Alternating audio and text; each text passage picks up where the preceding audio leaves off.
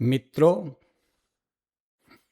ઘણા બધા મિત્રો એઈઆઈની જે એક્ઝામ આપી એમાં જીસીએસઆર, જીપીએફ, એનપીએસ અને સેવા ટ્રિબ્યુનલ એના પ્રશ્નોના જવાબ માટે પૂછી રહ્યા હતા. આજે તમને આધાર સાથે દરેક પ્રશ્નોના જવાબનો વિડીયો આપણે જોઈએ. આ ઉપરાંત સરકારમાં જે મિત્રો કામ કરે છે એમને પણ આ પ્રશ્નો ખાતાકીય પરીક્ષામાં ઉપયોગી થશે.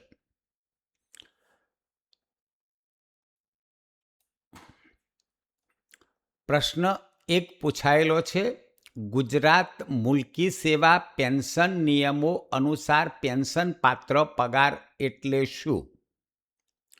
મિત્રો, અહીં જે વિકલ્પ આપ્યા છે એમાં એ અને ડી બંને વિકલ્પ આવી શકે, પણ જો પરીક્ષકે એટલે કે પેપર કાઢનારે માત્ર સરકારી પુસ્તકમાંથી પેપર કાઢ્યું હોય તો ડી જવાબ સાચો છે. પરંતુ નાણાં વિભાગના 13-4-9ના ઠરાવથી પેન્શન પાત્ર પગારમાં છેલ્લો પગાર અથવા છેલ્લા 10 માસનો સરેરાશ પગાર બેમાંથી જે લાભ કરતા હોય તે ધ્યાનમાં લેવું. હવે અહીં સરકારી કર્મચારીએ છેલ્લા માસની સેવા દરમિયાન ઉપાર્જિત કરેલો પગાર વિકલ્પ 1 આપ્યો છે અને ડીમાં લખ્યું છે કે છેલ્લા 10 માસની સેવા દરમિયાન ઉપાર્જિત કરેલો પગાર. મિત્રો, બંનેનો આધાર આપણે જોઈએ તો નાણાં વિભાગના 13-4-9ના ઠરાવથી જે સુધારો થયો છે એ પરીક્ષકે ધ્યાનમાં લીધો નથી. Pension shall be paid at 50% of the last pay. Last pay એટલે છેલ્લો પગાર, ઓર એવરેજ પે એટલે કે સરેરાશ પગાર received during the last 10 month which ever is more beneficial. Last pay અથવા એવરેજ પે જે લાભ કરતા હોય તે. હવે બંને વિકલ્પો છે. વિકલ્પ એ લાસ્ટ પે છે અને વિકલ્પ ડી એ 10 માસનો એવરેજ પે છે. મિત્રો, આપણું જે પુસ્તક છે જીસીએસઆરનું એના નિયમ 956માં પેન્શન પાત્ર પગારની વ્યાખ્યા આપી છે. હું માનું છું કે પરીક્ષકે આ વ્યાખ્યા ધ્યાનમાં લઈને પૂછ્યું છે. સુધારાથી એ અવગત ન પણ હોઈ શકે. અને એમાં એવું લખ્યું છે કે પેન્શન પાત્ર પગાર એટલે ગુજરાત મુલ્કી સેવા પેન્શન નિયમો 2002ના નિયમ 43ની જોગવાઈ હેઠળ સરકારી કર્મચારીએ છેલ્લા 10 માસની નોકરી દરમિયાન મેળવેલો સરેરાશ પગાર. જો પરીક્ષકે પુસ્તકને જ ધ્યાનમાં રાખ્યું હોય તો વિકલ્પ ડી આવે, નહીં તો બંને વિકલ્પો અસ્પષ્ટ છે, કારણ કે એ અને ડી બંને આવી શકે, પણ પુસ્તકને ધ્યાનમાં લેતા ડી આવે. બીજો પ્રશ્ન, સરકારી કર્મચારીને કયા સંજોગોમાં સરકારી સેવામાંથી ફરજિયાત નિવૃત્ત કરવામાં આવશે? મિત્રો, ફરજિયાત નિવૃત્તિ એ શિક્ષા છે અને શિક્ષા હંમેશા કર્મચારીના ગેરવર્તન, નાદારી કે બિનકાર્યક્ષમતાના કારણે જ થઈ શકે. એટલે અહીં સાચો જવાબ છે બી. અને આપણો જે પેન્શન રૂલ્સ છે એના રૂલ નંબર 77 રહેમિયત પેન્શન છે એમાં એવું લખ્યું છે કે કર્મચારીની ગેરવર્તણૂક, નાદારીના કારણે નિવૃત્ત કરવામાં આવે તો એને આપણે ફરજિયાત નિવૃત્તિ તરીકે ઓળખીએ છીએ. એટલે બી જવાબ આવી શકે અને બી જવાબ જ સાચો છે. પ્રશ્ન નંબર 3 એ પણ અસ્પષ્ટ છે મિત્રો, પરંતુ સી જવાબ વધુ યોગ્ય છે. ગુજરાત મુલ્કી સેવા પેન્શનના નિયમો અનુસાર સરકારી કર્મચારીને કેટલા વર્ષની પેન્શન પાત્ર સેવા પૂર્ણ કરે ત્યારે પેન્શન પાત્ર સેવાની ચકાસણીનું પ્રમાણપત્ર મળી શકે. મિત્રો, જ્યારે ચકાસણીના પ્રમાણપત્રની વાત કરી છે તો ચકાસણી હંમેશા સ્વૈચ્છિક નિવૃત્તિમાં કરાવવાની હોય છે. વય નિવૃત્તિમાં સીધો કેસ જ મોકલવાનો હોય છે. એટલે અહીં 20 વર્ષની સેવા બાદ ચકાસણીનું પ્રમાણપત્ર મળી શકે એ જવાબ વધુ યોગ્ય છે. એટલે કે સી જવાબ વધુ યોગ્ય છે. ડી એટલા માટે યોગ્ય ગણાય કે પેન્શનના હેતુ માટે 10 વર્ષની સેવા જોઈએ, પણ એ સેવા પોથી વખતે ચકાસતા હોય છે, એમાં ચકાસણીના પ્રમાણપત્રની જરૂર નથી. એટલે અહીં સી જવાબ વધુ યોગ્ય છે. એનો પણ આધાર જોઈએ મિત્રો, તો સરકારી કર્મચારી સ્વૈચ્છિક નિવૃત્તિ લે તો પેન્શન પાત્ર સેવાની ખરાઈ એટલે કે ચકાસણી નિમણૂક સત્તાધિકારીએ નિયામક પેન્શન પ્રોવિડન્ટ ફંડ પાસે કરાવવાની રહેશે. અને પેન્શનની રકમ 10 વર્ષની પેન્શન પાત્ર સેવાના આધારે નક્કી થશે. તો પ્રશ્ન સ્પષ્ટ નથી મિત્રો, પણ જે એનો જવાબ સી છે એ વધારે યોગ્ય છે. પ્રશ્ન 4. સરકારી કર્મચારીના સેવાના તૂટના કિસ્સામાં પેન્શન પાત્ર સેવાની ગણતરી વખતે કેટલા સમયગાળાની તૂટની ઉપેક્ષા કરી પેન્શન પાત્ર સેવા ગણવાની હોય છે? મિત્રો, અહીં સાચો જવાબ છે 90 દિવસ. પેન્શન રૂલ્સના રૂલ 34માં એવું લખ્યું છે કે પેન્શન પાત્ર સેવાની ગણતરી કરતી વખતે 3 માસ કરતાં વધુ સમયની તૂટ એની ઉપેક્ષા કરવાની છે. મિત્રો, અહીં પરીક્ષક 3 માસને 90 દિવસ સમજીને વિકલ્પો આપ્યા છે. રૂલ પ્રોવિઝન 3 માસ છે, પણ 90 દિવસ જવાબ સાચો ગણી શકાય. ગુજરાત મુલ્કી સેવા પેન્શન નિયમો 2002ના નિયમ 24 મુજબ કર્મચારીએ કરેલ આર્થિક નુકસાન પેન્શનમાંથી વસૂલ કરવામાં આવે ત્યારે મળવાપાત્ર પેન્શનના કેટલા કરતાં વધારે દરે વસૂલાત થઈ શકે નહીં. મિત્રો, સાચો જવાબ છે બી, 1/3 થી વધારે વસૂલાત થઈ શકે નહીં. નિયમ 24(4) લખ્યું છે કે નિવૃત્તિની તારીખે મળવાપાત્ર પેન્શનના 1/3 કરતાં વધે નહીં. બરાબર, એટલે બીમાં 1/3 આપેલું છે, એટલે સાચો જવાબ છે બી. પ્રશ્ન નંબર 6. સ્વૈચ્છિક નિવૃત્તિ કેટલા વર્ષની પેન્શન પાત્ર સેવાના અંતે ન લઈ શકાય? મિત્રો, અહીં સાચો જવાબ છે એ. મારી અહીં લખવામાં ભૂલ થઈ છે મિત્રો, ફરીથી રિપીટ કરું છું. અહીં સાચો જવાબ બી નહીં પણ એ છે. કેમ કે સ્વૈચ્છિક નિવૃત્તિ કેટલા વર્ષની પેન્શન પાત્ર સેવાના અંતે ન લઈ શકાય? તો 10 વર્ષની સેવાના અંતે ન લઈ શકાય, 20, 25 કે 30 હોય તો લઈ શકાય. એટલે અહીં તમે જવાબ એ સમજજો. સ્વૈચ્છિક નિવૃત્તિ માટે નોકરીની પાત્રતા જે ગણી છે એ 20 વર્ષ છે, પણ 20 વર્ષથી ઓછી હોય તો ન લઈ શકાય. એટલે પ્રશ્ન 6માં જવાબ એ સમજવાનો રહેશે, 10 વર્ષવાળો. પ્રશ્ન 7. 7મા પગાર પંચ મુજબ મિનિમમ પેન્શનની રકમ કેટલી? તો મિત્રો, 7મા પગાર પંચ મુજબ મિનિમમ પેન્શનની રકમ છે 9,000 અને ડી જવાબ સાચો છે. તો the amount of pension shall B subject to the minimum of ₹9,000. તો એ જવાબ સાચો છે. 7મા પગાર પંચનો 15/10/16નો ઠરાવ છે. ગુજરાત મુલ્કી સેવા પેન્શન નિયમો 2002ના નિયમ 82 મુજબ કુટુંબ તરીકે જૂથ 1માં નીચેમાંથી કોનો સમાવેશ થતો નથી? મિત્રો, જૂથ 1માં માતા પિતાનો સમાવેશ નથી થતો. અહીં તમને હું રૂલ સાથે બતાવું કે જૂથ 2માં પિતા અને માતા આવે છે, જૂથ 1માં નથી આવતા. એટલે માતા પિતાનો સમાવેશ જૂથ 1માં થતો નથી, એમનો સમાવેશ જૂથ 2માં થાય. એટલે બી જવાબ સાચો છે. પ્રશ્ન 9. પેન્શનના રૂપાંતરિત હિસ્સાનું પુનઃસ્થાપન કેટલા વર્ષ બાદ થાય? મિત્રો, પેન્શનના રૂપાંતરિત હિસ્સાનું પુનઃસ્થાપન 13 વર્ષ બાદ થાય છે. એટલે કે જવાબ બી સાચો છે.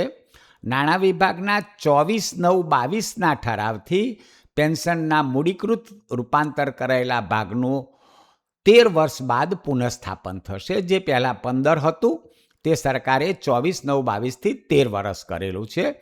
એટલે આપણે 13 વર્ષ જવાબ ધ્યાને લેવાનો રહે. પ્રશ્ન નંબર 10.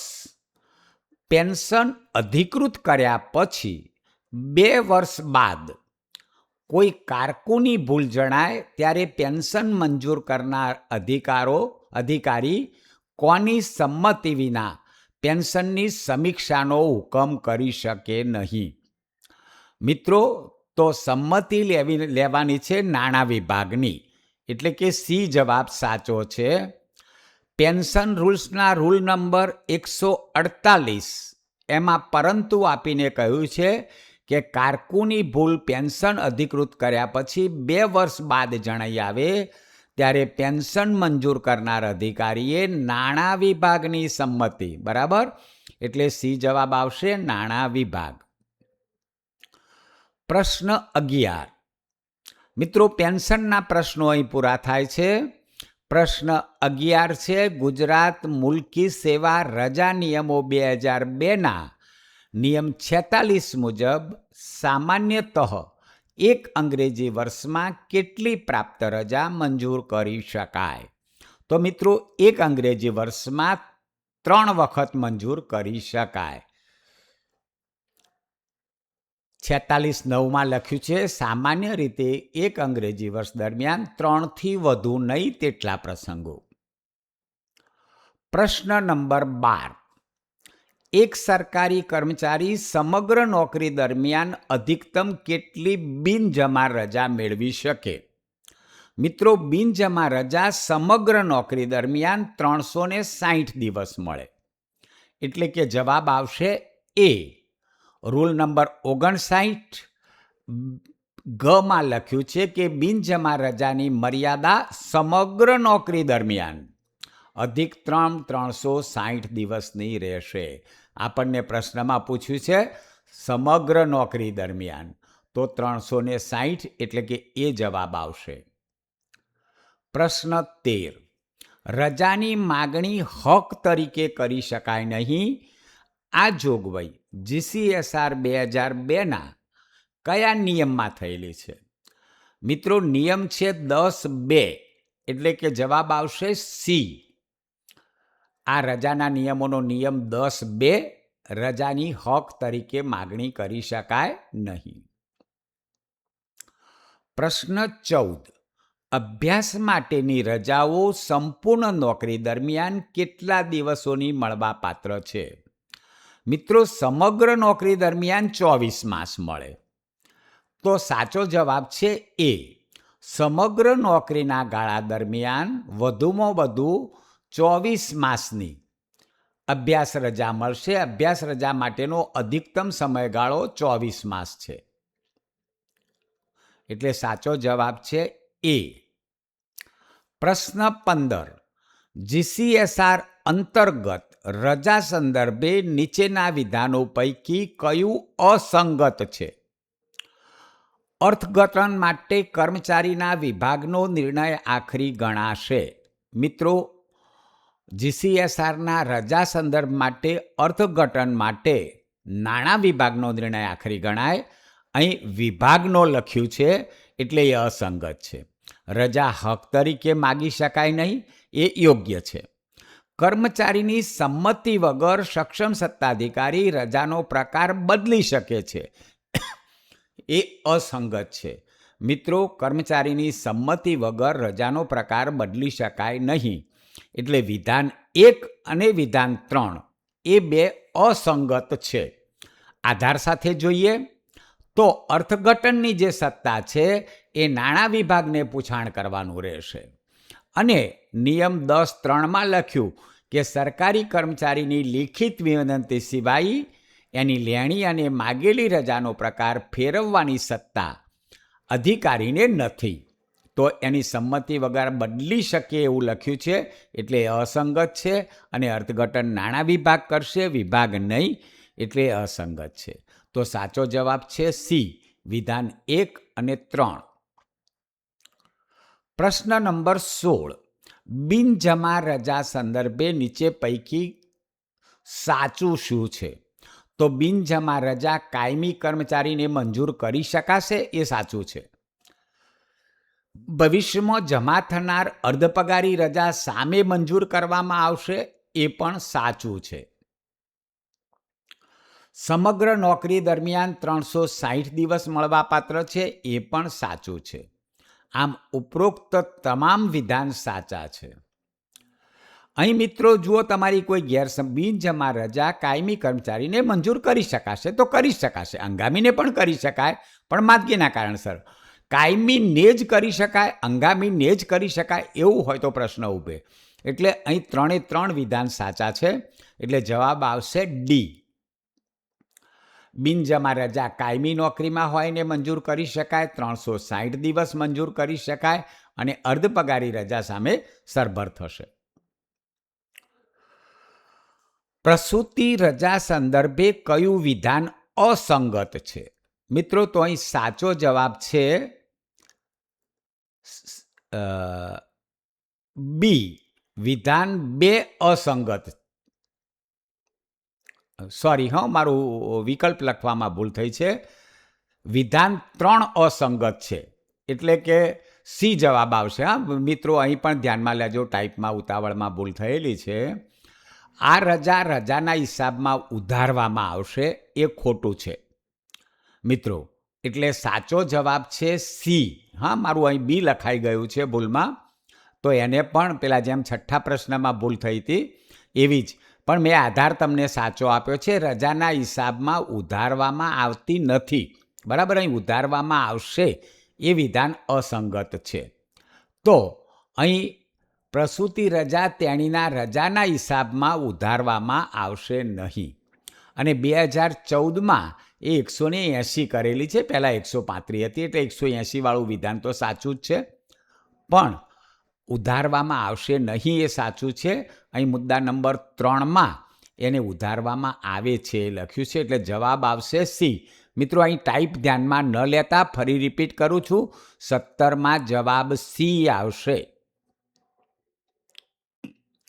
પ્રશ્ન 18.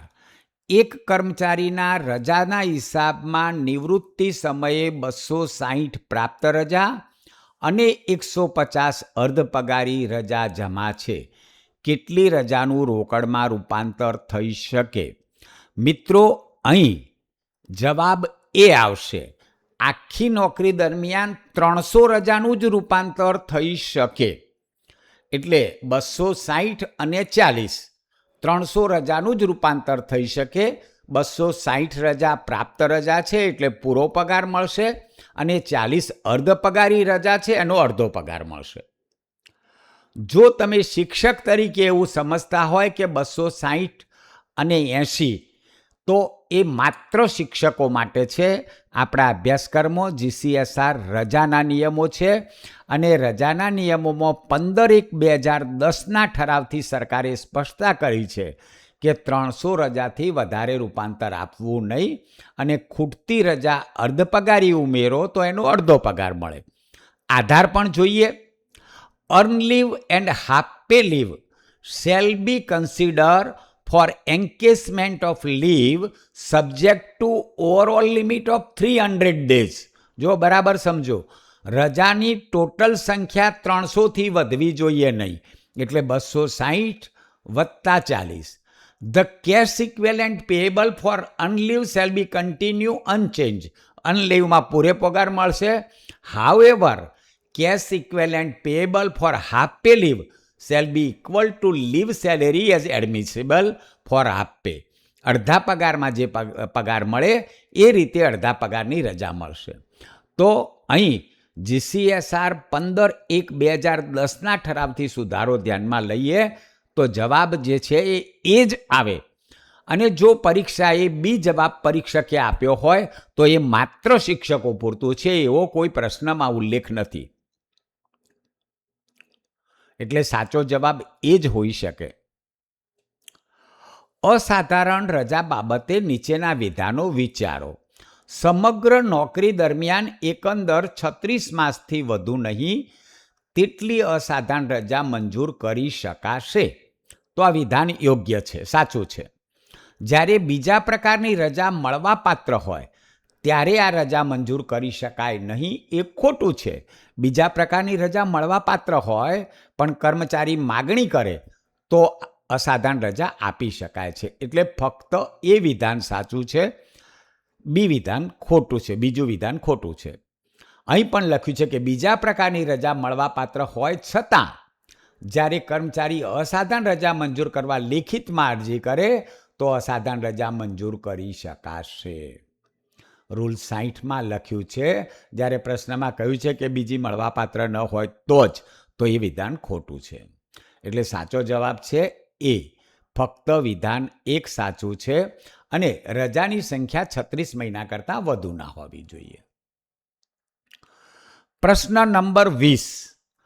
ફિક્સ પગારના કર્મચારીને મળતી ખાસ રજા બાબતે નીચેના પૈકી કયું વિધાન સુસંગત છે?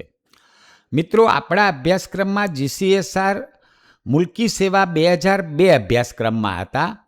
ફિક્સ પેના કર્મચારીઓની રજા એ GCSRમાં ઉલ્લેખ નથી, એટલે એને જનરલ નોલેજ તરીકે લઈ શકાય. નહીં તો જો રજાના નિયમ તરીકે લઈએ તો અભ્યાસક્રમ 12નો પ્રશ્ન ગણાય.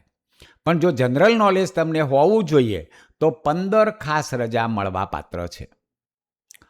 તો ખાસ રજાઓ બાબતે જે ઠરાવ થયેલો છે 2016માં, એમાં એવું લખ્યું છે કે જાન્યુઆરી માસમાં જમા થતી હોવાની 15 ખાસ રજાઓ જાન્યુઆરીમાં જમા મળશે. તો 15 ખાસ રજા ફિક્સ પેને મળવાપાત્ર થાય છે. જવાબ સી સાચો છે. પ્રશ્ન નંબર 21 એ NPSના સંદર્ભમાં છે. મિત્રો, મૃત્યુ સહ નિવૃત્તિ ગ્રેજ્યુટીની મંજૂર કરીને સત્તાધિકારી મૂળ સર્વિસ બુક સાથેની દરખાસ્ત કોને મોકલશે? NPSમાં ગ્રેજ્યુટી મળવાપાત્ર છે. OPSમાં તો પેન્શન કેસની સાથે જ ગ્રેજ્યુટીની દરખાસ્ત થશે. તો દરખાસ્ત મોકલવાની છે નિયામક પેન્શન અને પ્રોવિડન્ટ ફંડને. એટલે જવાબ તો સી જ સાચો છે.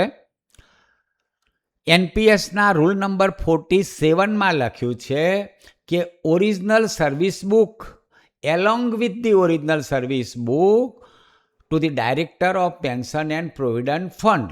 તો ડેથ કમ રિટાયરમેન્ટ ગ્રેજ્યુટીની દરખાસ્ત જે છે એ સર્વિસ બુક સાથે નિયામક પેન્શન પ્રોવિડન્ટ ફંડને મોકલવાની છે. જવાબ સી સાચો છે. પ્રશ્ન 22. જે કર્મચારી 1/4/5 થી 31/12/5 દરમિયાન અવસાનના કેસમાં મૃત્યુ સહનિવૃત્તિ ગ્રેજ્યુટી કેટલી મળવાપાત્ર થાય? મિત્રો, આ પ્રશ્ન છે NPSના સંદર્ભમાં. NPS 1/4/5 આવ્યું, એટલે 1/4/5 થી 31/12/5 ની વચ્ચે અવસાન પામ્યો તો એની નોકરી જે છે એ 1 વર્ષથી ઓછી થઈ છે.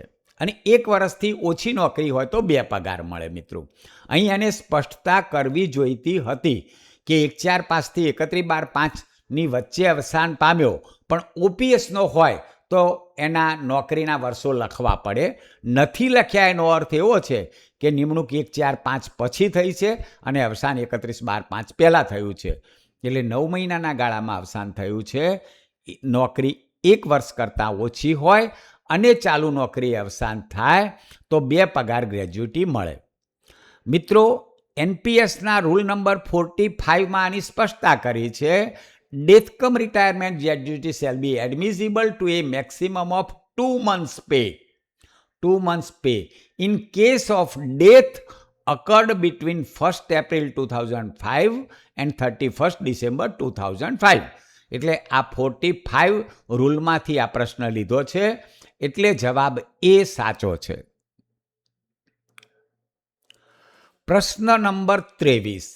NPSમાં જોડાવા માટે ઓછામાં ઓછી કેટલી ઉંમર હોવી જોઈએ? મિત્રો, પ્રશ્ન રૂલ સાથે બિલકુલ સુસંગત નથી.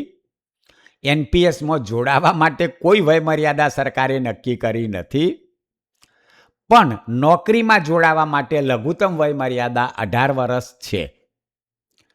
તો 18 વર્ષની ઉંમરનો વ્યક્તિ નોકરીમાં જોડાય તો એ એનપીએસ એકાઉન્ટ ખોલાવી શકે. લોજિકલી તમે 18 વર્ષ લખી શકો. કોઈ 30 વર્ષે જોડાય, નોકરીમાં જોડાય તો 30 વર્ષે, 20 જોડાય તો 20, 21 જોડાય તો 21. પણ ઓછામાં ઓછી શબ્દ વાપર્યો છે તો 18 વર્ષ પહેલાં તો કોઈ નોકરીમાં જોડાવાના જ નથી એનપીએસમાં તો. બરાબર? તો સાચો જવાબ છે ડી. એમાં માઇનોરની વ્યાખ્યા આપી છે એનપીએસમાં, rule number 9/22. Minor means a person who has not been completed 18 years of age. તો 18 વર્ષ પહેલાંનો માણસ એનપીએસનો સભ્ય ન બની શકે, નોકરી જ ન મેળવી શકે. પ્રશ્ન 24. મિત્રો, આ પ્રશ્નમાં ઘણાને મૂંઝવણ છે અને ઘણા બધાએ આ પ્રશ્ન પર પ્રશ્ન પૂછ્યો છે. મિત્રો, આમાં સાચો જવાબ સી પણ આવી શકે, એ પણ આવી શકે. પ્રશ્ન સ્પષ્ટ નથી, પણ વધુ યોગ્ય જવાબ સી ગણાય. રાજ્ય સરકારના એક કર્મચારીને જીપીએફમાંથી ઘર ખરીદવા અથવા બનાવવા માટે ઉપાડની મર્યાદા કેટલી હોઈ શકે? મિત્રો, ઘર ખરીદવા માટે અંશતઃ આખરી ઉપાડ મળે, પાર્ટ ફાઇનલ વિડ્રોઅલ, નિયમ 15 મુજબ. અંશતઃ આખરી ઉપાડમાં 2 મર્યાદાઓ નક્કી કરી છે: જમા રકમના 50% અને 6 માસનો પગાર, જે ઓછું હોય તે. હવે જમા રકમના 50% તો જવાબ એ આવી શકે, અને ખાસ કિસ્સામાં મંજૂર કરીએ તો જમા રકમના 3/4 એટલે કે 75%. અહીં એવું પૂછ્યું નથી કે સામાન્ય સંજોગો કે ખાસ સંજોગો, એટલે પ્રશ્નમાં દ્વિધા ઊભી થશે. બરાબર? ખાસ કિસ્સામાં મેક્સિમમ 75% મંજૂર કરી શકે અને સામાન્ય સંજોગોમાં 50% કરી શકે. બંનેનો આધાર જોઈએ. ઘણા બધા મિત્રોએ આના માટે મારી પાસે આધાર માગ્યો છે અને ઘણા એવું 90% કહી રહ્યા હતા. મિત્રો, 90%નું કોઈ પ્રોવિઝન નથી. એ નિવૃત્તિ સમયે જ મળે, નિવૃત્તિના 1 વર્ષ બાકી. તો આધાર તમને આપું છું હું. નિયમ 15 એવું લખ્યું છે કે સામાન્ય રીતે બચતદારના નિયમ 15 દર્શાવેલા એક કે વધુ હેતુઓ માટે ફંડમાં તેના ખાતે જમા રહેલી રકમમાંથી વધુમાં વધુ અડધી એટલે 50% અથવા 6 માસનો પગાર. તો 15 એટલે મકાન માટે અંશતઃ આખરી ઉપાડ થાય. અને બીજી છૂટછાટ આપી, જો આમ છતાં મંજૂર કરનાર સત્તાધિકારી યોગ્ય જણાય તો તેના ફંડ ખાતે જમા રહેલી રકમ લક્ષમાં રહી સદ્રવ મર્યાદા કરતાં પણ વધુ, એટલે કે જમા શિલ્લકના 3/4 ભાગ. મિત્રો, 3/4 ભાગ 15(1) એટલે 50%, અડધી, અને 15(3) એટલે 3/4 75%. બરાબર? પણ વધુમાં વધુ શબ્દ વાપર્યો હોત તો 75% જવાબ સાચો છે, એટલે કે સી સાચો છે. નથી વધુમાં વધુ શબ્દ વાપર્યો કે નથી ખાસ કિસ્સામાં શબ્દ વાપર્યો, એટલે જવાબ 50% પણ આવી શકે, 75% પણ આવી શકે. યોગ્ય સત્તાધિકારીની બચતદારના ફંડમાં તેના ખાતે જમા રકમમાંથી કયા કારણોસર હંગામી ધોરણે પેશગી આપી શકે?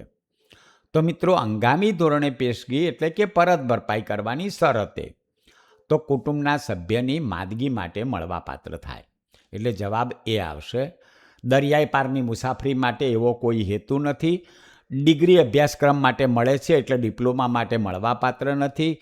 ભાઈ કુટુંબની વ્યાખ્યામાં આવતા નથી. પ્રોવિડન્ટ ફંડના હેતુ માટે, એટલે ભાઈના લગ્ન માટે પણ ન મળે, એટલે જવાબ એ સાચો છે.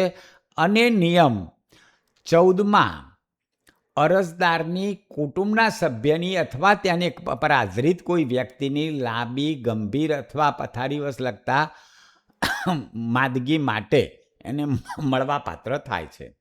તો જવાબ એ સાચો છે, કુટુંબના સભ્યની માંદગી માટે. પ્રશ્ન નંબર 26. નવી વર્ધિત પેન્શન યોજનાના હાલના નિયમો અનુસાર કર્મચારીના મૂળ પગાર અને મોંઘવારી ભથ્થાના 10% ફાળા સામે રાજ્ય સરકાર કેટલો પોતાનો ફાળો જમા કરાવે છે? મિત્રો, હાલના નિયમો અનુસાર પૂછ્યું છે તો 14% જમા કરાવે છે રાજ્ય સરકાર. જવાબ આવશે બી. અહીં નાણાં વિભાગે 2024માં સુધારો કરીને એવું કહ્યું છે કે કર્મચારીનો મૂળ પગાર વત્તા મોંઘવારી ભથ્થાના 10% એનપીએસ ફાળા સામે સરકારશ્રીનો 14% ફાળો જમા કરાવવાનું ઠરાવવામાં આવે છે. જે પહેલાં 10, 12, 14 હતું એમાં અહીં સરકારનો ફાળો 14% કરેલો છે. એટલે સાચો જવાબ છે બી. મિત્રો, યુનિફાઈડ પેન્શન સ્કીમ અંતર્ગત કર્મચારીએ કેટલા વર્ષની સેવા પૂર્ણ કરી હોય તો પેન્શન મળવા નિશ્ચિત રકમ મળવા પાત્ર છે. એટલે ફિક્સ રકમ એને પેન્શનની જે નિશ્ચિત રકમ 50% છે એ કેટલા વર્ષની નોકરી હોય તો મળે. મિત્રો, સાચો જવાબ છે સી. પહેલાં તો એક સ્પષ્ટતા કરી લઉં કે આને તમે જનરલ નોલેજ તરીકે લઈ શકો. અભ્યાસક્રમ 12નો પ્રશ્ન છે, કારણ કે યુનિફાઈડ પેન્શન સ્કીમ ગુજરાત સરકારે કોઈ રૂલ બહાર પાડ્યા નથી, આપણા અભ્યાસક્રમમાં નથી. પણ જનરલ નોલેજ તરીકે જો પ્રશ્ન પૂછ્યો હોય તો પણ જવાબ આવશે સી, 25 વર્ષ. યુનિફાઈડ પેન્શન સ્કીમ માત્ર સેન્ટ્રલ ગવર્મેન્ટમાં ચાલે છે અને સેન્ટ્રલ ગવર્મેન્ટમાં બેનિફિટ અંડર ધી સ્કીમ જે લખ્યું છે એમાં લખ્યું છે કે the rate of full assured pay out, assured એટલે નિશ્ચિત, 50% of 12-month average basic pay immediately prior to superannuation. Full assured payout is payable after a minimum of 25 years of qualifying service. 25 years of qualifying service. તો 25 જવાબ આવશે C. પ્રશ્ન 28. નવી વર્ધિત pension યોજના અંતર્ગત કર્મચારીને ફાળવવામાં આવતા કાયમી નિવૃત્તિ ખાતા નંબર PRAN કેટલા અંકનો હોય છે? તો મિત્રો, સાચો જવાબ છે બી, 12 અંકનો હોય છે. PRAN permanent retirement account number is a 12 digit. એનપીએસના રૂલ નંબર 12માં જોગવાઈ કરી છે 12 digit allotted by CRA. Central record keeping agency આપણને આ નંબર ફાળવે છે અને 12 અંકનો હશે. એટલે કે સાચો જવાબ છે બી. પ્રશ્ન 29. ગ્રાન્ટીન એઇડ શાળાના એક કર્મચારી 1/4/6ના રોજ સેવામાં જોડાય છે અને 30/6/25ના રોજ ચાલુ સેવા દરમિયાન મૃત્યુ પામે છે. નવી વર્ધિત પેન્શન યોજના અનુસાર આ કિસ્સામાં કેટલી મૃત્યુ સહનિવૃત્તિ ગ્રેજ્યુટી મળવા પાત્ર થાય? મિત્રો, 1/4/6 થી 30/6/25 એટલે એની નોકરી 19 વર્ષથી વધારે થાય છે. 19 વર્ષને 3 માસ જેટલી થાય છે. જો નોકરી 11 થી 20 વર્ષ સુધી હોય તો જેટલી નોકરી એટલા પગાર. 11 વર્ષની હોય તોય 20 પગાર અને 19 વર્ષની હોય તો પણ 20 પગાર. તો અહીં સાચો જવાબ છે 20 પગાર. એનપીએસના જે રૂલ છે એમાં અહીં લખ્યું છે કે 11 or more year but less than 20 years. અહીં 19 વર્ષને 3 માસ થાય છે, એટલે 11 વર્ષથી વધારે અને 20 વર્ષથી ઓછી હોય તો 20 months પે. બરાબર છે? એટલે 20 માસનો પગાર, એટલે કે જવાબ બી સાચો છે. પ્રશ્ન નંબર 30. સામાન્ય ભવિષ્ય નિધિના નિયમો અનુસાર ક્યારે સામાન્ય ભવિષ્ય નિધિની કપાત ન કરી શકાય? મિત્રો, તો કોઈ કર્મચારી અસાધારણ રજા પર હોય અથવા સસ્પેન્શન પર હોય ત્યારે કપાત ન કરી શકાય. એટલે જવાબ એ અને બી બંને સાચા છે. એટલે જવાબ આવશે સી. આપણા પ્રોવિડન્ટ ફંડના નિયમોના નિયમ 9માં લખ્યું છે કે બચતદારે 1 મહિનાથી ઓછી ન હોય તેટલી મુદતની અસાધારણ રજા દરમિયાન અથવા ફરજ મોકૂફિયત હોય તે મુદત દરમિયાન સિવાય એનો ફાળો કાપવાનો રહેશે. તો 1 મહિનાથી વધારે રજા હોય અથવા ફરજ મોકૂફી પર હોય તો નથી કાપવાનો. એટલે જવાબ આવશે સી. હવે મિત્રો, પ્રશ્નો છે ટ્રિબ્યુનલને લગતા. ટ્રિબ્યુનલ વિષય પણ મેં એના મિત્રોને શીખવ્યો હતો, એટલે એના પણ 10 પ્રશ્નો છે, આપણે સમજી જ લઈએ. અને GCSRના 2 જવાબમાં જવાબ મેં લખ્યો છે, એ બી લખવામાં ભૂલ થઈ છે 6 અને 17માં, પણ મેં કયો એ જવાબ સાચો છે, આધાર પણ સાચો છે. ગુજરાત મુલકી સેવા ટ્રિબ્યુનલ અધિનિયમ 2006ની કલમ 9 મુજબ ટ્રિબ્યુનલની હકુમત શું છે? મિત્રો, હકુમત છે કલમ 11 હેઠળ કરેલ અપીલ દાખલ કરવાની, કલમ 12 હેઠળ કરેલ અરજી દાખલ કરવાની અને કલમ 23 હેઠળ તેને તબદીલ કરેલા કેસોમાં નિર્ણય લેવાની. તો ઉપરોક્ત ત્રણેય વિકલ્પો સાચા છે, એટલે જવાબ ડી આવશે તમામ. આપણા ટ્રિબ્યુનલની કલમ 9 એ તો તમને એમાં આપી દીધું છે. The tribunal shall has jurisdiction એની હકુમત to entertain and decided application preferred under section 11, section 12 and a case is transferred under section 23, 11, 12 અને 23. તો ઉપરોક્ત તમામ વિકલ્પ સાચા છે. મિત્રો, પ્રશ્ન નંબર 32. ટ્રિબ્યુનલ પોતાના નિર્ણયનું પુનરાવલોકન સંબંધિત નિર્ણય અથવા હકુમતની તારીખથી કેટલી મુદ્દત પૂરી થયા પછી કરી શકશે નહીં? મિત્રો, સાચો જવાબ છે 2 વર્ષ. 2 વર્ષ પછી એનું પુનરાવલોકન નહીં કરી શકે. ટ્રિબ્યુનલ એક્ટની કલમ 13માં લખ્યું છે, પ્રોવાઇડેડ ફર્ધર ધેટ નો સચ રિવ્યુ સમીક્ષા shell be made after the expiry of A period of 2 years from the date of decision or order concern. તો 2 વર્ષ પછી પુનરાવલોકન કરી શકશે નહીં, એટલે કે સાચો જવાબ છે બી, 2 વર્ષ. પ્રશ્ન 33. હાલમાં ગુજરાત શૈક્ષણિક સેવા ટ્રિબ્યુનલનું વડું મથક ક્યાં આવેલું છે? તો મિત્રો, હાલમાં વડું મથક છે અમદાવાદ અને જવાબ એ સાચો છે. આપણા કાયદામાં એવું લખ્યું છે કે ગવર્મેન્ટ નક્કી કરે એ સ્થળે, અને ગવર્મેન્ટે અમદાવાદ નક્કી કરેલું છે. The headquarter of the tribunal shall be at such place as state government may be ordered publish in the official gazette. તો એ અમદાવાદ છે. ગુજરાત શૈક્ષણિક સેવા ટ્રિબ્યુનલ અધિનિયમ 2006 અનુસાર શૈક્ષણિક સંસ્થામાં નીચેના પૈકી કોનો સમાવેશ થાય છે? તો મિત્રો, શૈક્ષણિક સંસ્થામાં પ્રાથમિક શાળા પણ આવી શકે, માધ્યમિક અને ઉચ્ચતર માધ્યમિક શાળા પણ આવી શકે અને યુનિવર્સિટી પણ આવી શકે. આઈટીઆઈ એ શૈક્ષણિક સંસ્થા નથી, એટલે સાચો જવાબ છે 1, 2 અને 3. એટલે કે એ જવાબ સાચો છે. રૂલ 2C એમાં એની વ્યાખ્યા આપી છે, educational institute means A university, college, higher secondary school and primary school. એમાં આઈટીઆઈનો કોઈ ઉલ્લેખ કરેલો નથી, એટલે કે જવાબ એ સાચો છે. 1, 2 અને 3નો સમાવેશ થાય છે. Question number 35. ગુજરાત શૈક્ષણિક સેવા ટ્રિબ્યુનલના આદેશ સામે કઈ અદાલતમાં અરજી થઈ શકે?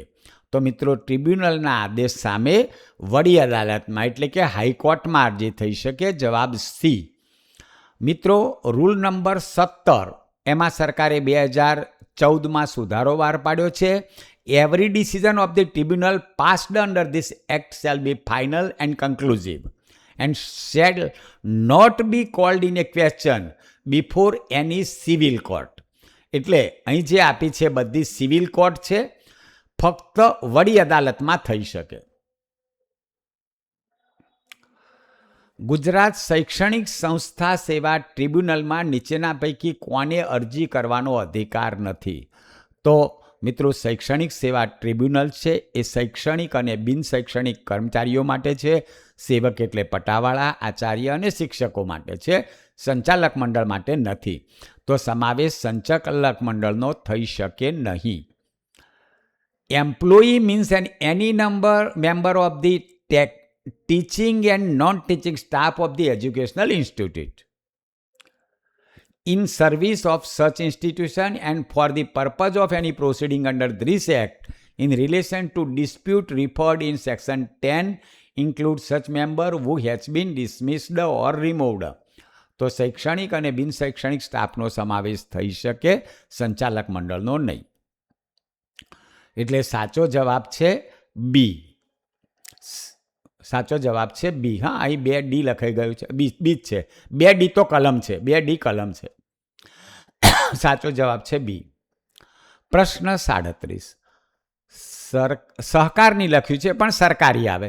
સરકારની પૂર્વ મંજૂરી લઈને ટ્રિબ્યુનલ એક્ટની જોગવાઈ પ્રમાણે અસરકારક કાર્યવાહી અને કાર્યના નિકાલ માટે કયા આધાર બનાવી શકે? તો મિત્રો, સરકારની પૂર્વ મંજૂરી લઈને ટ્રિબ્યુનલ નિયમો બનાવી શકે, સ્ટેચ્યુ નહીં, નિયમો બનાવી શકે. તો 37C જવાબ આવશે. રૂલ નંબર 10(3) પ્રોવિઝન કર્યું છે the tribunal may with the previous sanction of the state government, એટલે રાજ્ય સરકારની પૂર્વ મંજૂરી લઈને make a regulation consist with the provision of the act and rules made thereunder for regulating a proceeding including place of its sitting, formation, benches, and government make a regulation. મિત્રો, regulation એટલે statue આવે.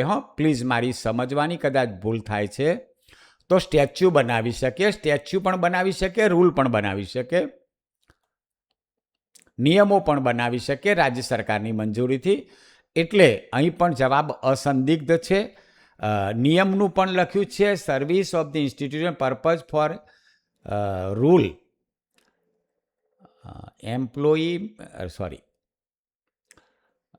Provision of the act and rule made thereunder the tribunal may with the previous sanction, એટલે પૂર્વ મંજૂરી લઈને make regulation. Regulation એટલે statute થાય. મિત્રો, અહીં પણ તમારે જવાબ સ્ટેચ્યુ ધ્યાનમાં લેવાનો રહેશે, એટલે એ ધ્યાનમાં લેવાનો રહેશે. 37A. હું સી જ સમજ્યો હતો, પણ પ્રશ્ન વાંચ્યા પછી મને ખ્યાલ આવ્યો કે આમાં સ્ટેચ્યુ છે. રેગ્યુલેશન એટલે સ્ટેચ્યુ અને રૂલ એટલે નિયમો. નિયમો અને કાયદાની નીચે શું બનાવી શકે? તો સ્ટેચ્યુ બનાવી શકે. એટલે જવાબ એ ધ્યાનમાં લેવાનો રહેશે. ટ્રિબ્યુનલમાં જ્યુડિશિયલ સભ્યની નિમણૂક માટે કયા સત્તાધીશની સહમતિ અનિવાર્ય છે? તો મિત્રો, સાચો જવાબ છે ડી, મુખ્ય ન્યાયાધીશ હાઈકોર્ટ. જો જ્યુડિશિયલ સભ્યની નિમણૂક કરવી હોય તો હાઈકોર્ટના ચીફ જસ્ટિસની સહમતિ લેવાની છે. સરકારે રૂલ 4 સુધાર્યો છે, amendment of section 4 of Gujarat 20 of 2013. એમાં એવું કહ્યું છે કે provided that no appointment of judicial member, એટલે ન્યાયિક સભ્યની નિમણૂક કરવાની છે, shall be made except with the concurrence of the chief justice of the Gujarat high court. તો ગુજરાત હાઈકોર્ટના મુખ્ય ન્યાયાધીશની સહમતિ વગર જ્યુડિશિયલ મેમ્બરની નિમણૂક ન થઈ શકે. એટલે સાચો જવાબ છે ડી. પ્રશ્ન નંબર 39. ટ્રિબ્યુનલ કયા પ્રકારના વિવાદો સાંભળે છે? તો મિત્રો, એ શૈક્ષણિક સંસ્થાના કર્મચારીઓના વિવાદો સાંભળે છે. જમીનના કે ફી વધારાના કે પ્રવેશ પરીક્ષાના સાંભળતું નથી. એટલે સાચો જવાબ છે B. The consolidated amendment the law relating educational tribunal so as to bring about a uniformity therein and provided for a constitution of tribunal for the purpose of determining the dispute relating condition of service of the members of the teaching and non-teaching staff. તો સેવા related બાબતોના issue એ સાંભળશે, સેવા વિષયક વિવાદો. તો બી જવાબ આવશે. અને મિત્રો, લાસ્ટ ક્વેશ્ચન. ટ્રિબ્યુનલ સમક્ષ પ્રશ્ન ઉઠે છે કે તે સિવિલ કોર્ટ જેવી શક્તિ વાપરી શકે કે નહીં, તે સંદર્ભે નીચેમાંથી કઈ ટ્રિબ્યુનલ પાસે છે? તો આ બધી જ બાબતો ટ્રિબ્યુનલ પાસે છે. સાક્ષી પણ બોલાવી શકે, દસ્તાવેજ પણ મંગાવી શકે અને શપથ ઉપર નિવેદન પણ લઈ શકે. રૂલ નંબર 14 જે છે, for the purpose of exercising its jurisdiction under act a summons and enforcing the attendance of person requiring discovery of production of document, દસ્તાવેજો માગી શકે, એક્ઝામિન કરી શકે કોઈને બોલાવીને, issuing a commission for examination of witness, સાક્ષીઓને બોલાવી શકે, any other matter which may be prescribed. તો આ બધું જ એ કરી શકે. એટલે કે જવાબ આવશે ડી, ઉપરોક્ત તમામ. મિત્રો, તો આ રીતે આપણા આ 40 પ્રશ્નો મેં જે ટોપિક લીધા હતા એમાંથી પૂછાયા છે અને બધાના જવાબ આધાર સાથે મેં રજૂ કર્યા છે. કેટલાક પ્રશ્નો જ અથવા વિકલ્પો જ અસ્પષ્ટ છે અને અસંદિગ્ધ છે, એની પણ સ્પષ્ટતા મેં કરેલી છે. હવે મિત્રો, એક રિક્વેસ્ટ છે કે આપને પેન્શન વિષયક ઓપીએસના આપને અને કોઈ પણ સરકારી કર્મચારીઓને પેન્શન વિષયક કંઈ પણ પ્રશ્નો હોય તો મને વોટ્સએપ કરશો. એનો એક પોડકાસ્ટ વિડીયો તમને માર્ચના એન્ડ અથવા એપ્રિલના ફર્સ્ટ વીકમાં જોવા મળશે. આભાર.